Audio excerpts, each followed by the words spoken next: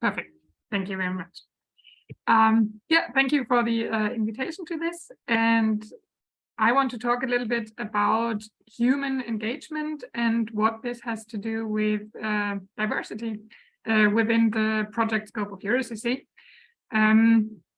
So first of all, maybe a little bit of an explanation about the term human engagement, because it's kind of abstract.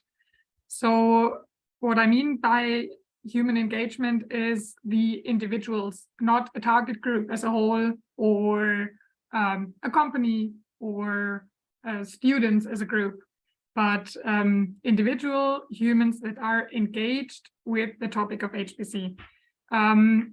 This is the second pillar of communications that is oftentimes forgotten, because of course you have to do your information messaging, you have to put it to the target groups, but what is a big driver for the uptake in your different stakeholder groups is human engagement. Because if you have a person that is fascinated with the topic, that is excited by the topic, that wants to have something to do with it, that is worth so much within your stakeholder group if you have these humans that are engaged with HPC.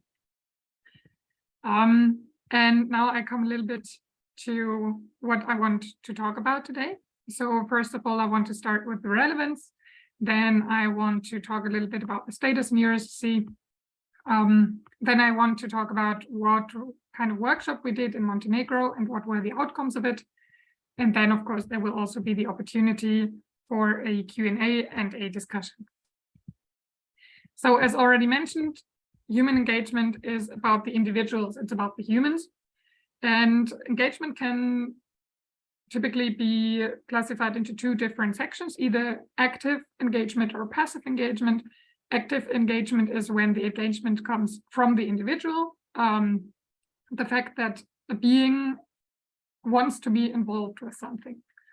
And the passive process is the work we have to do as HPC centers or providers. That means the process of encouraging people into being interested in the work that we do.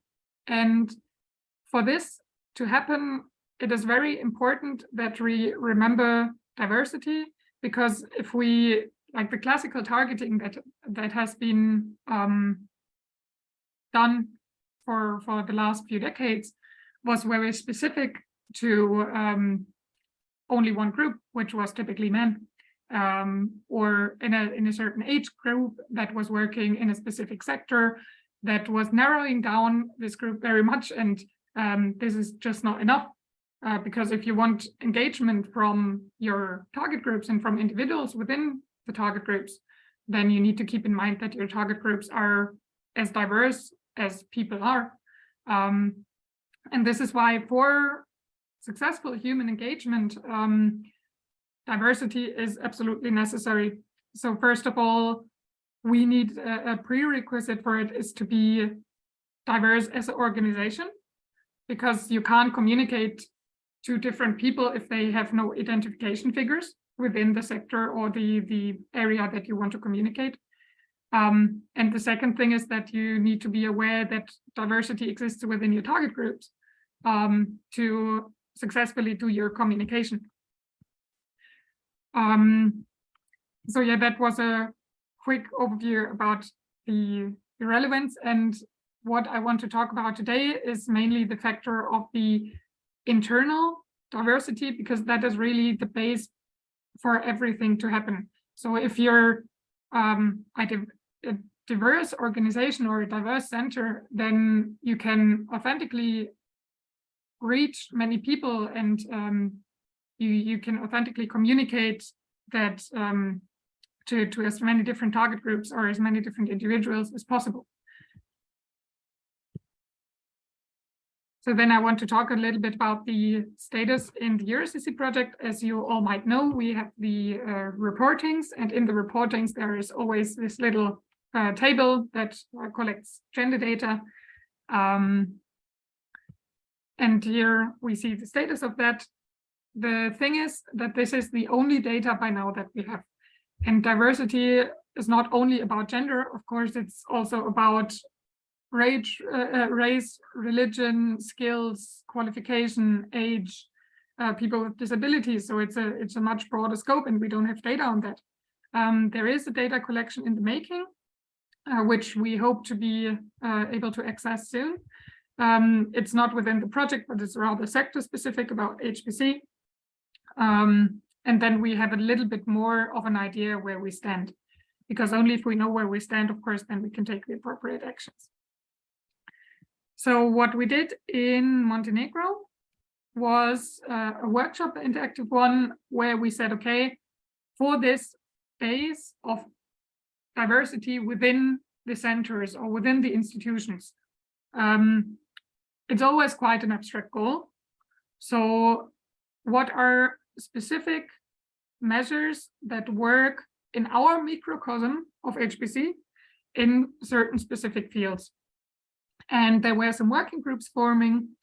And I now want to tell you a little bit about what the working groups have had as a result.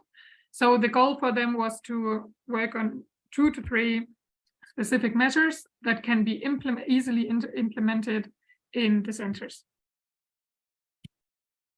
First, the group was about hiring processes. They said it's crucial to have a gender equality plan, and also to set up a hiring committee with the knowledge on how to implement the plan. This is equally important, because if you just give a plan to people without the knowledge behind how to do what is in the plan, then that will be a little bit difficult.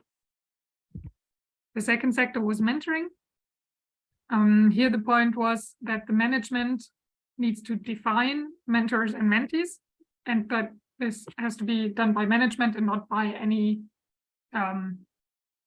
division within the company or something. And important is that the community of mentors should be as diverse as the group of mentees. So you have equal representation, and mentees can relate to the mentors. The third group was working on promotion. There, the points were through hiring and mentoring, the candidate pool should be increased, because of course, if you only have a certain group of people for promotion as a choice, then you won't get any change done. Also, the point was to make the promotions attractive for everyone. For example, part-time and support for childcare. And the third point was to change the mentality of the decision maker through training. For communication, there we have the point that the analysis of the current situation and improvement potentials, which already, for example, I showed with the limited data that we have, that's not an easy point. That's often difficult to do. Also, regular seminars and trainings, best way to implement is if you have it regularly, if the people get reminded regularly, and then it can be implemented in daily life. And also promote diversity through communications. The third point was legal. So the possibility to work from home, transparency in payrolls, or for example, to set quotas. For education, this is of course another whole topic for its own, but there were also 2 good ideas on that. So diversity, competence, skills is an important thing, that people learn what diversity is, how to work with it, what are the benefits, what are the barriers, and so on. And also trainings, to train the trainers that you have, the career counselors, and do some campaigns in society to present and educate diversity. For awareness, there are barriers, I think we can all agree on that, that exist in school, workspace, and so on. And to lead discussions about different topics, for example, a quota. Also, again, measure numbers and analyze them, have a gender policy. And trainings are done, but encourage all to participate. So if you see that your attendance at the trainings are a little bit one-sided, there can be actions taken in communication or in registration processes to put more diversity in the participation fraction. Also bias training. There, the biggest point was to normalize bias training, to get it similar to a health and safety training that we all have to do probably in our institutes. At least we in Stuttgart have to do that twice a year. Also to put bias training as a requirement.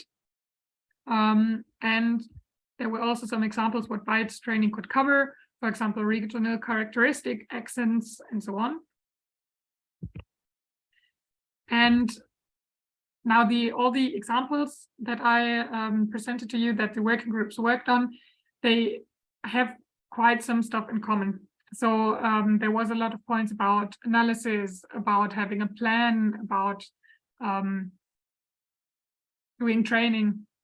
And I summarized that into a little scheme. So basically on the left-hand side, you have the data. That's the most difficult point, because it's also very difficult to get the data. I mean, maybe some people are hesitant to say what their religion is or whatever. So this is a little bit a tricky point. As soon as you have the best possible data set, from this data set, you can derive an equality plan that says what the optimization potentials are and how you, or what your goals are, and how you can implement them. And the equality plan should typically include at least 3 parts. These are the goals or quotas, the framework, which means a little bit of the legal framework, but also the framework of culture within your institution, and the training. So this was kind of a first draft of a best practice, how you can implement more diversity within your institution. And now, of course, the question, what comes next? So with all the discussions we had about the topic within the project, we basically saw that there are 3 groups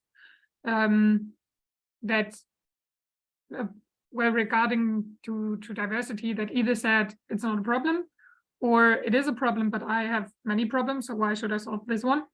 Or it's a problem and we do something. So as with every point within the project, the starting grounds are very different. And our plans are to do success stories to make the advantages visible of what diversity means within a company now, not only in terms of human engagement, but also in the general context. And also to create maybe a little best practice guide of specific measures that work with certain institutions and that can be easily adoptable by other centers. And now I see I have been way quicker with my presentation than I anticipated, but I think it's not too bad since the next speaker should be up in 7 minutes, right? Thank you so much. Thank you so much for your very, very interesting presentation and your input. And as for the previous speech by Luisa, if there are any questions, you can put it in the chat or just raise your hand and take the floor to speak directly.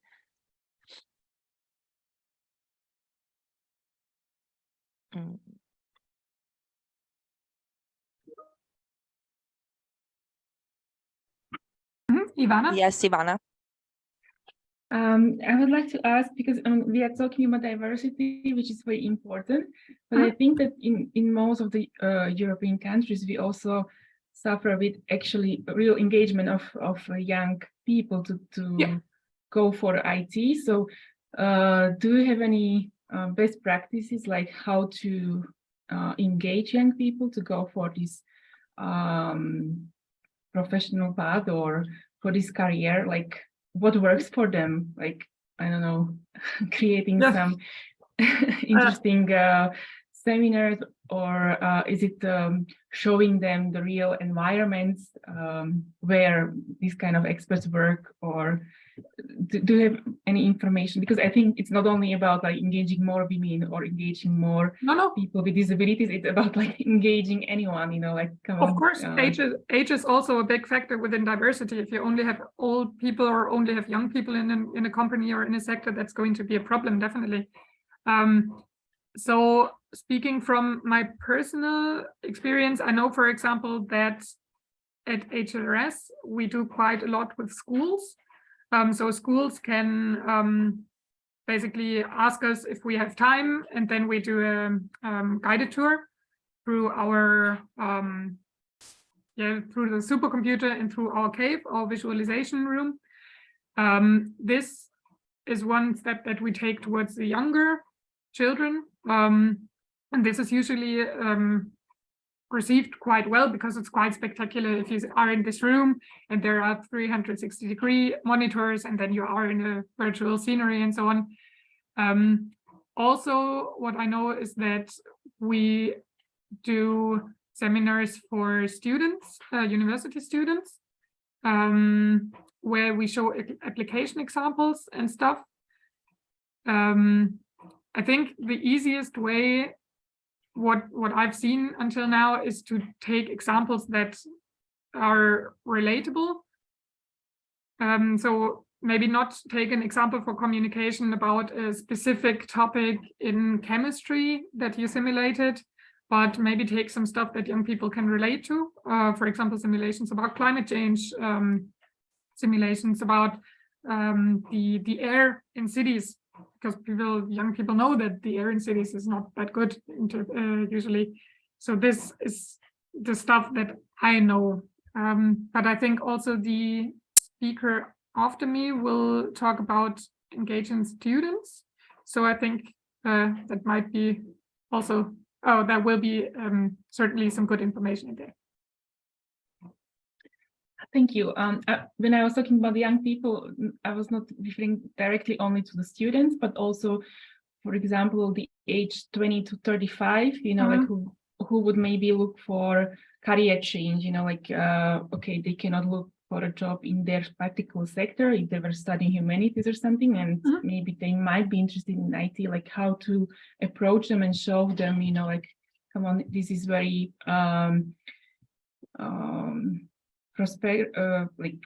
prosperous area. You can earn money here, and companies will be interested in you, in your profile, if you upskill or reskill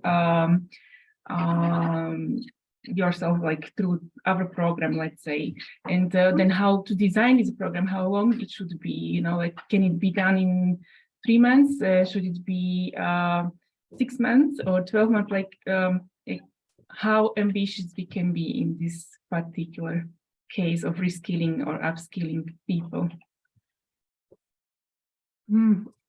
I don't have any personal experience on that. I think that has, like, if I understood you correctly, your question goes more into the dimensioning of the course for requalifying people, right?